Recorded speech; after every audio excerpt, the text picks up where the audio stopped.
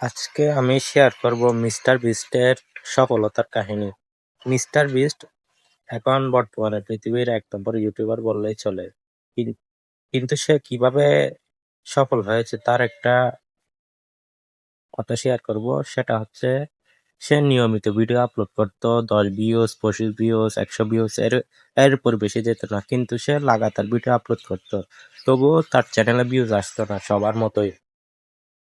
কিন্তু সে অনেক দিন যাবৎ ভিডিও আপলোড করার পর হঠাৎ করে তার মাথায় একটা ভাইরাল টপিক আসলো। সেটা হলো সে ১ থেকে ১ লাখ পর্যন্ত গুনতে গুনতেছে এমন একটি ভিডিও আপলোড করতেছে। মানে ১ থেকে ১ লাখ পর্যন্ত সে গণনা করবে।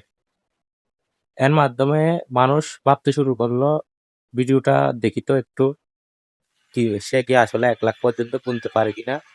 তো মানুষ এটার মাধ্যমে তার ভিডিওতে ক্লিক করলো। সে মূলত ক্লিক করার একটা মানুষের মনে সৃষ্টি করে দিল।